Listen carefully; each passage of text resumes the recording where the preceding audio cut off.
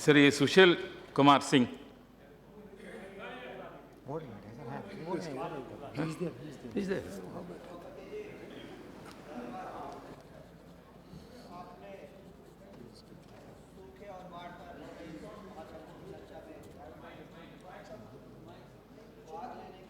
मुझे अवसर दिया है, इसके लिए मैं आपका आभारी हूँ।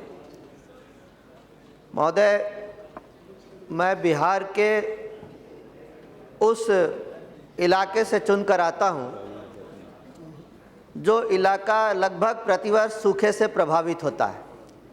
बिहार में दोनों तरह की समस्याएं हैं। आज देश भर में करीब करीब देश के हर हिस्से में, बहुत बड़े हिस्से में सूखे की स्थिति है और हमारे राज्य में एक तरफ बाढ़ की स्थिति होती है और दूसरी तरफ सुखाड़ की स्थिति होती है। जिस इलाके से मैं चुनकर आता हूँ, मेरा संसदीय क्षेत्र औरंगाबाद है, जो मगध का एक भाग है। यहाँ करीब करीब हर वर्ष सूखा होता है। ये दूसरा वर्ष है जब लगातार सूखे की संभावना बन गई। पिछले वर्ष तो सूखा था ही। इस वर्ष की स्थिति ये है कि यदि एक सप्ताह और वर्षा नहीं हुई तो यहाँ पूरा का पूरा सूखा पड़ जाएगा। थोड़ा सा ऐसा हिस्सा है जहाँ नहर के माध्यम से सिंचाई की सुविधा है, जहाँ अभी धान के बीचड़े लग रहे हैं, लेकिन बाकी का जो हिस्सा है वहाँ तो धान का 10% बिचड़ा भी अभी तक नहीं लगा और ऐसी संभावना है कि वहाँ सूखा अब आ जाएगा। मैं आपके माध्यम से सदन को और सरकार को ये बताना चाहता हूँ कि सूखे के विषय में जब हम चर्चा करते हैं तो दो चीज़ें महत्वपूर्ण हैं। एक तो जब सूखा पड़ता है तो उसका तात्कालिक कोई उपाय हो, तात्कालिक राहत किसानों को मिले, और दूसरा स्थायी रूप से भी उसके निदान के लिए कदम उठाने की आवश्यकता है। जब इस तरह की समस्या आए या कम आए या न आए, लेकिन यहाँ बात हमेशा तात्कालिक होती है। जो स्थायी निदान है उसके विषय में चर्चा तो होती है सदन में ज़रूर, लेकिन कोई कारगर कदम उठाया नहीं जाता। मैं एक स्पष्ट उदाहरण आपको देकर बताना चाहूँगा इस संबंध में। हमारे इलाके में एक अंतर्राज्यीय सिंचाई परियोजना है जिसका नाम उत्तर कोयल सिंचाई परियोजना है। आज से 40 साल पहले यानी सन 1975 में उस सिंचाई परियोजना पर कार्यारंभ हुआ। प्रारंभिक लागत उसकी मात्र 80 करोड़ रुपए थी। अभी तक 1000 करोड़ रुपए से ज़्यादा उस सिंचाई परियोजना पर खर्च हो चुके और प्रतिवर्ष 14-15 करोड़ रुपया स्थापना व्यय पे खर्च हो रहा है, कर्मियों के तनख्वाह आदि पर खर्च हो रहा, लेकिन उसका प्रतिफल क्या है? प्रतिफल शून्य है। उसका रिजल्ट जीरो है। 40 साल बीत गए, 1000 करोड़ रुपया खर्च हो गया, लेकिन किसान को उसका फ़ायदा क्या है? फ़ायदा शून्य है, कोई फ़ायदा नहीं है।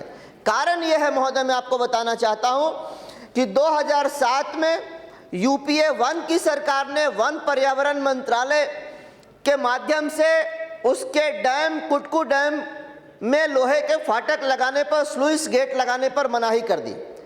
कारण यह बताया कि इससे राष्ट्रीय उद्यान प्रभावित होगा, जंगल सूखेंगे जल जमाव से, वाटर लॉगिंग से। महोदय, मैंने तो अभी शुरू ही किया है, इसलिए जरा ये बहुत महत्वपूर्ण मसला है। कृपा कर मुझे अपनी बात को पूरी करने देंगे, मेरा आग्रह होगा आपसे। मैं ये कह रहा था 40 साल बीत गए, 1000 करोड़ रुपए खर्च हो गए और एक अनुमति के अभाव में 1.25 लाख हेक्टेयर, दो राज्यों की, झारखंड और बिहार के 3 जिले, पलामू, औरंगाबाद और गया, 3 जिलों के 1.25 लाख हेक्टेयर भूमि असिंचित है, वो सिंचाई से वंचित है। तो स्थायी हल की दिशा में जब हम बढ़ेंगे तो इन सारी चीज़ों पर हमें ध्यान देना पड़ेगा, वरना हर साल इसी तरह की स्थिति का सामना हमें करना पड़ेगा।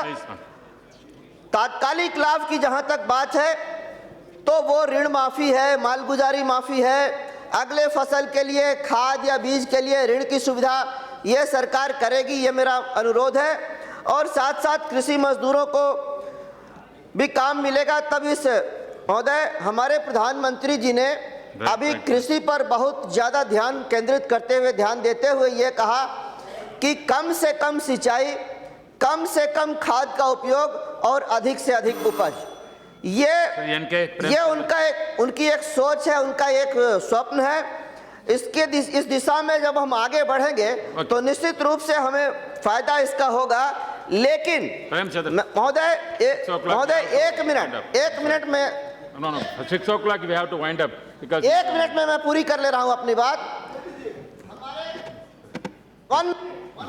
The time is over. We have one member to 6 o'clock. We have to adjourn. Yes, sir. Last line. Okay. Finish. हमारे राज्य में, हमारे प्रदेश सूबे बिहार में जो सरकार है उसकी क्या सोच है जरा मैं आपको बताना चाहता हूं। उनकी सोच ये है कि अभी तक औसत से 2% ज्यादा बारिश हुई है, इसलिए बिहार में अकाल की स्थिति नहीं है। पता नहीं किस दुनिया में बिहार की सरकार जी रही है, हम नहीं जानते। हम लोगों ने एक कहावत सुना है गाँव में कि कोई एक ज्ञानी आदमी से किसी व्यक्ति ने पूछा, भैया नदी में पानी कितना है, कैसे पार होना है? तो उसने औसत निकाल कर बता दिया कि इतना है पानी, और बेचारा पार करने लगा, डूब गया। वही स्थिति Bihar. Thank you, Mr. Chairman, sir. Thank, sir.